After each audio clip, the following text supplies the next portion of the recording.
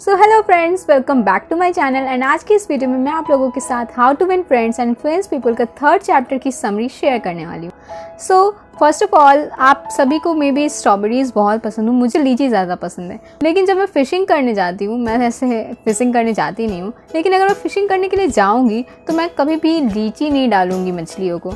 क्यों? क्योंकि मछलियों को लीची नहीं पसंद होती ना।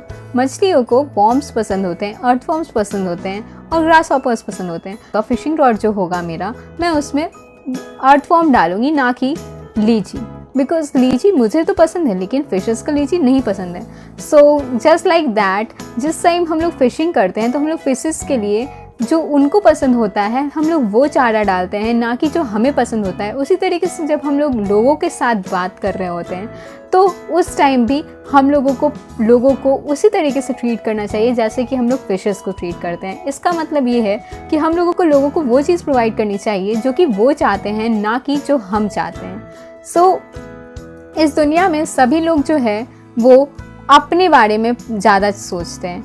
हम भी चाहते हैं कि हमारे बारे में बात हो, एंड हम लोग दूसरों से एक्सपेक्ट करते हैं कि वो हमारी बातों में इन्वॉल्व हैं। लेकिन हर इंसान अपने बारे में सोचता है। And we should understand this fact, this psychology of human, and we should behave to other people just in this way that कि हम लोग उन लोगों से उनके जो प्रॉब्लम्स है, उनकी जो नीड्स हैं, वो जो चीज़ें चाहते हैं, उनके जो डिज़ायर्स हैं, उसके पर्सपेक्टिव के हिसाब से बातें करें, ना कि उस पर्सपेक्टिव में जिस चीज़ में हमारा बेनिफिट है, हमारा जो डिज़ायर है उस चीज़ में। एग्जाम्पल के तौर पे यहाँ पे कुछ केस स्टडीज़ हुई हैं जिसके फैक्ट्स के साथ इसको जो है एक्सप्लेन किया गया है। तो मैं उन एग्जाम्पल्स को यहाँ पे एलैबोरेट करूँगी, थोड़ा बहुत करूँगी, ज़्यादा नहीं करूँगी। अगर आपको पूरी डिटेल में ये चीज़ें जाननी है तो आप बुक पढ़ो। बुक का लिंक मैं आपको दे दूँगी अपने डिस्क्रिप्शन बॉक्स में, तो आप वहाँ से भी बुक बाय कर सकते हो। सो इस टॉपिक को कंटिन्यू करते हैं अब यहाँ पे। एग्जाम्पल के तौर पे एक फैमिली थी जिसमें कि जो मदर एंड फादर थे वो चाहते थे अपने बच्चे को कि वो हरी सब्जियां खाए और अच्छे से अपनी हेल्थ के ऊपर थोड़ा ध्यान दे। लेकिन वो बच्चा जो था वो खाना पीना अच्छे से नहीं खाता। ये जो पर्सपेक्टिव था बच्चे का, वो बच्चे की अगर नज़र से हम लोग देखें तो कोई भी बच्चा यही करेगा, वो नहीं खाएगा खाना।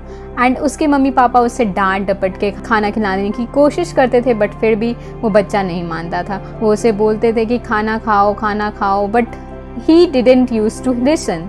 लेकिन उसके पेरेंट्स ने ये चीज़ आइडेंटिफाई करने की कोशिश की कि किस तरीके से मैं इस बच्चे को खाना खिला सकता हूँ, आखिर ये क्या चाहता है। सो ये याद आया कि उनकी लोकेलिटी में एक बहुत ही बदमाश बच्चा रहता था, जो कि जब भी ये छोटा वाला बच्चा वहाँ पे जाके साइकिलिंग करने जाता था, बड़ा बच्चा जो है वो क्या करता था, इससे साइकिल छीन लेता था और खुद राइड करने लगता था।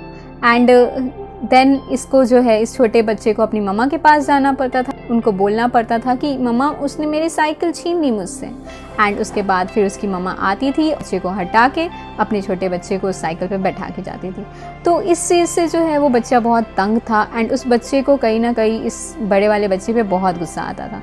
तो उसके फादर मदर ने इस चीज़ को आइडेंटिफाई किया और उन्होंने समझा कि ये चीज़ जो है वो चाहता है कि वो बड़े बच्चे को डिफीट करे। तो इसी चीज़ को कनेक्ट करते हुए, उसके वांट को, उसके नीड को कनेक्ट करते हुए उसके फादर और उसकी मदर ने कहा, बेटा तुम अगर ये हरी सब्जियां खाओगे ना तो तुम उस बड़े बच्चे को हरा सकते हो, and you will be much stronger than him, you will be able to defeat him और एनीबडी एल्स। और जब उससे ये पिता ने उसको ये चीज़ें बोली, एंड फिर उसने ग्रीन वेजिटेबल्स खानी शुरू कर दी, उसने शिमला मिर्च खानी शुरू कर, करेला खाना शुरू कर दिया, उसने हरी सब्जियां सारी खानी शुरू कर दी, because he wanted to defeat the big bully boy. So needs को आइडेंटिफाई करके जब उसके पेरेंट्स ने ये चीज़ें की तो उनका जो काम था वो आसान हो गया। इसी तरीके से एक और एग्जाम्पल लेते हैं। उसी बच्चे को जो है बेड वेटिंग की आदत थी, एंड इस प्रॉब्लम से जो है वो पेरेंट्स बहुत तंग आ गए थे। डेली उसकी ग्रैंड मदर उसको बोलती थी कि तुमने फिर से बेड वेटिंग कर दी, यक, इस तरीके से। एंड वो बच्चा बोलता था कि नहीं, मैंने नहीं किया ये। इस तरीके से उस बच्चे का रिएक्शन होता था। बट उसके बाद फिर उसके पेरेंट्स ने ये सोचा कि इस बच्चे को चाहिए क्या आखिर। हम लोग इसको हमेशा बोलते हैं कि ऐसा मत करो, लेकिन ये नहीं करता। तो पता चला कि उस छोटे बच्चे को ना पिता को मिमिक करने की आदत थी। वो अपने पिता की तरह लंबे पजामे पहनना चाहता था, and he wanted to have his own bed.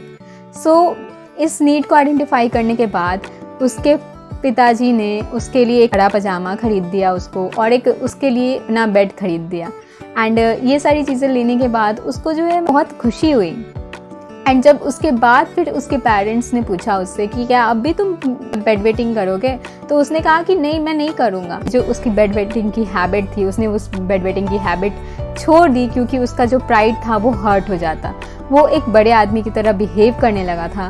And just by identifying his needs, his parents were able to make him do the things that they wanted him to do.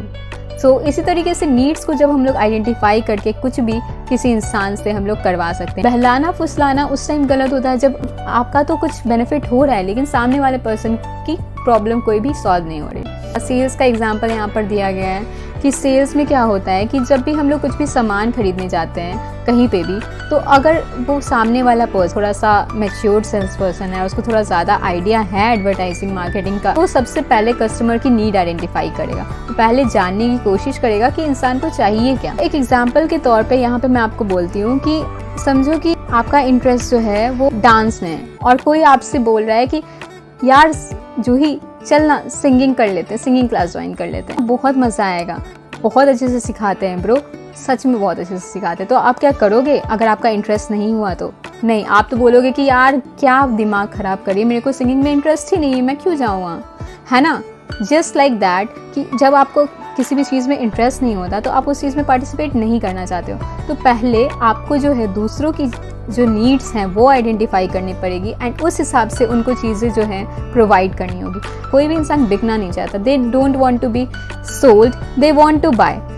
Want to buy means that हम लोग चीज़ें तभी bye करते हैं जब हमारी कोई भी प्रॉब्लम सॉल्व हो रही होती है। हम लोग ऐसे ही कुछ भी जाके नहीं खरीद लेते हैं, जब तक कि हमारी प्रॉब्लम सॉल्व ना हो तब तक हम लोग खरीद नहीं लेते। तो आपको जो है ये आइडेंटिफाई करना पड़ेगा कि उस इंसान की क्या प्रॉब्लम है, एंड उस हिसाब से जब आप उसको वो चीज़ प्रोवाइड करोगे तो उसकी जो प्रॉब्लम है वो भी सॉल्व होगी और एक विन विन सिचुएशन क्रिएट होगा। So you need to understand what the other person want, and you need to understand what you want, and then connect both the things and try to deliver something that is beneficial for both of you. So that is what the third chapter is telling you. किसी भी चीज़ के लिए अगर आपको किसी और इंसान के अंदर आपको डिज़ायर क्रिएट करने की जो टेक्निक है वो आती है तो आप कुछ भी हासिल कर सकते हो, and just that is the thing. So that's all for now. आज की वीडियो में बस इतना ही। So thank you so much for watching this video and love you all. Stay tuned with my channel and bye bye, see you next time, bye bye.